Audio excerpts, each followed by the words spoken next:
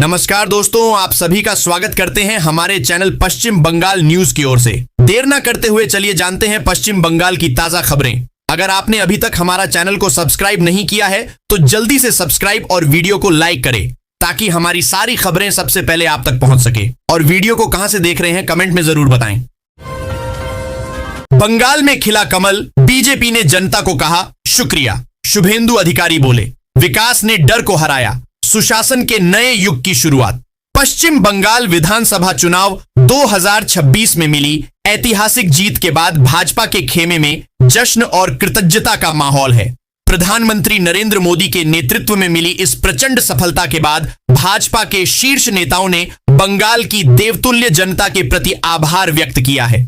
नेताओं ने स्पष्ट संदेश दिया है कि यह जीत केवल सत्ता का परिवर्तन नहीं बल्कि राज्य की अस्मिता, संस्कृति और गौरव की पुनर्स्थापना है।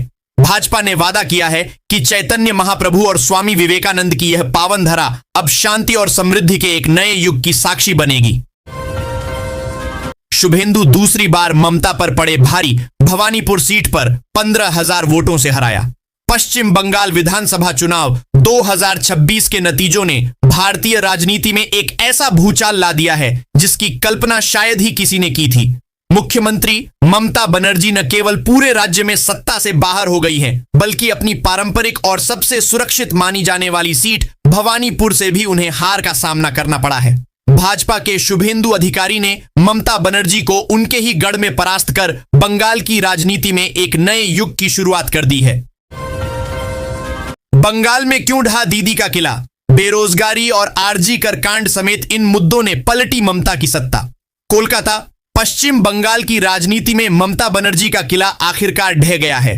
2026 के विधानसभा चुनाव के नतीजों ने साफ कर दिया है कि बंगाल की जनता ने बदलाव का मन बना लिया था। ताजा आंकड़ों के मुताबिक बीजेपी 177 सीट पर आगे चल रही है तो टीएमसी केवल 94 सीटों पर ही बढ़त बनाए हुए हैं। ऐसे में सवाल यह है कि कभी बंगाल की राजनीति में अपनी दबदबा रखने वाली दीदी कैसे हार गई?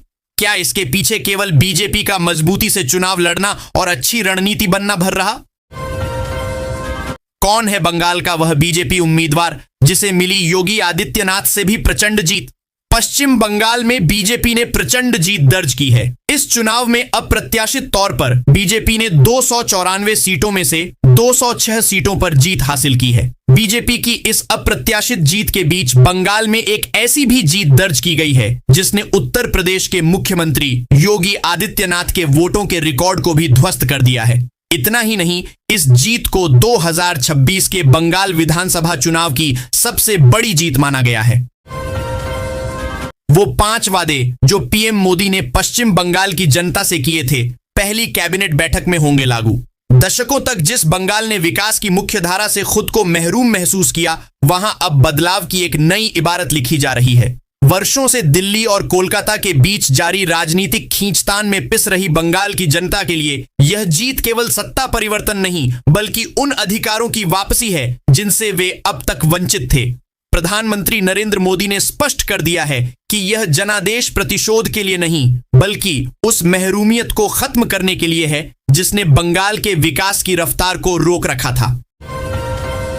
जब चुनाव आयोग ने ममता शुभेंदु के छीन लिए फोन, अभिषेक बनर्जी ने सेंटर पर काटे गदर, नतीजों के बाद बंगाल में बवाल। बंगाल में सत्ता परिवर्तन के साथ ही मतगणना केंद्रों पर हाई वोल्टेज ड्रामा शुरू हो गया है। भाजपा जहां कल अपने नए नेता के चुनाव के लिए बड़ी बैठक करने जा रही है, वहीं दूसरी ओर भवानीपुर में ममता बनर्जी और शुभेंदु अधिकारी एक साथ काउंटिंग सेंटर पर पहुंच गए थे। तभी कार्रवाई करते हुए चुनाव आयोग ने दोनों के मोबाइल फोन जब्त कर कड़ी कार्रवाई की है। टीएमसी नेताओं और अभिषेक बनर्जी ने जब काउंटिंग सेंटर के बाहर चुनाव आयोग के खिलाफ नारा लगाया तो उनको बाहर जाने का आदेश दे दिया गया।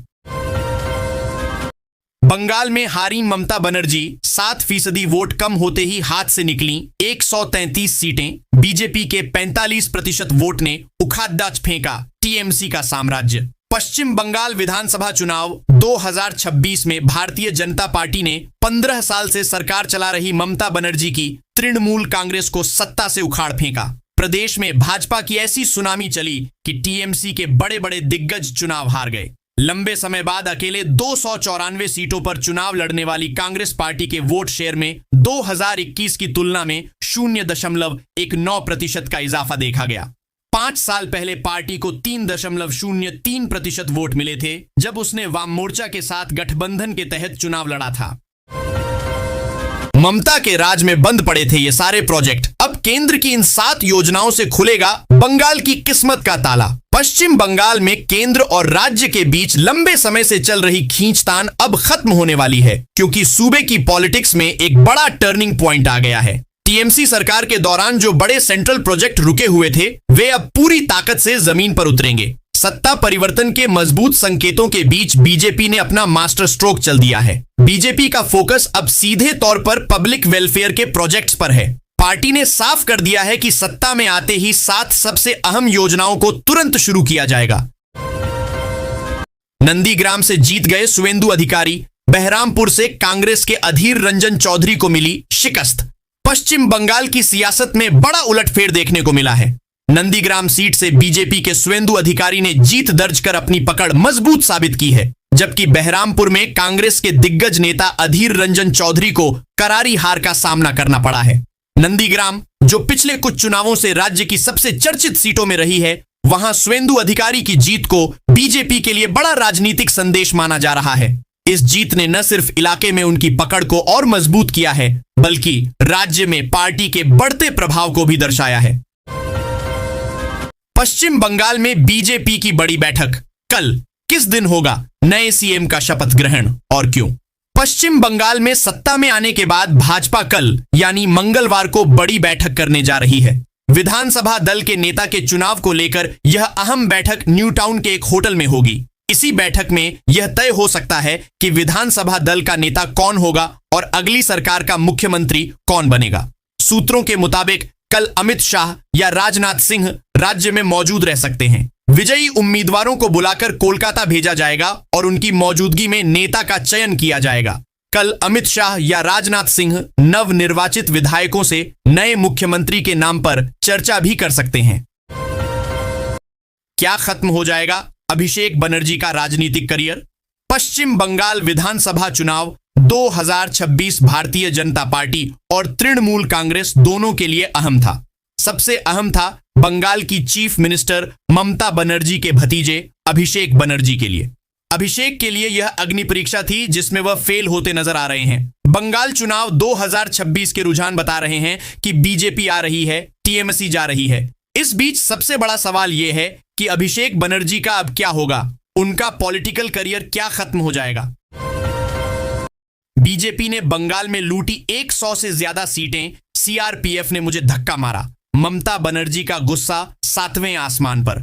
पश्चिम बंगाल की सीएम ममता बनर्जी ने कहा, बीजेपी ने 100 से ज्यादा सीटें लूट लीं। चुनाव आयोग बीजेपी का आयोग बन गया है। मैंने सीओ और मनोज अग्रवाल से भी शिकायत की, लेकिन वे कुछ नहीं कर रहे हैं। क्या आपको लगता है कि यह जीत है?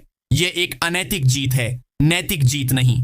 चुनाव आयोग ने केंद्रीय बलों, पीएम और गृह मंत्री के साथ मिलकर जो कुछ भी किया है वह पूरी तरह से गैर कानूनी है। यह लूट है, लूट है, लूट है। हम जोरदार वापसी करेंगे। ममता बनर्जी ने कहा, मुझे भी अंदर जाने नहीं दिया गया। यह पक्षपाती है। शुभेंदु अधिकारी पश्चिम बंगाल में 6 साल के अंदर बीजेपी को टॉप पर पहुंचाने वाले नेता। पश्चिम बंगाल विधानसभा चुनाव में बीजेपी ने अगर तृणमूल कांग्रेस के अभेद्य किले को ढाते हुए सत्ता तक पहुंचने में कामयाबी हासिल की है तो काफी हद तक इसका श्रेय शुभेंदु अधिकारी को भी जाता है। पश्चिम बंगाल विधानसभा चुनाव के परिणामों के रुझानों में बीजेपी ने बहुमत का आंकड़ा पार कर लिया है। ऐसा तय माना जा रहा है कि बीजेपी पहली बार इस राज्य में सरकार बनाने जा रही है। राजनीतिक सक्रियता और आक्रामक तेवरों के कारण पार्टी के केंद्रीय नेतृत्व की आंखों का तारा बने शुभेंदु अब मुख्यमंत्री पद के सबसे बड़े दावेदार के तौर पर सामने आए हैं। टीएमसी का वो नेता जो अजेय रहा, पार्टी की हार के बावजूद सबसे ज्यादा वोटों से जीता।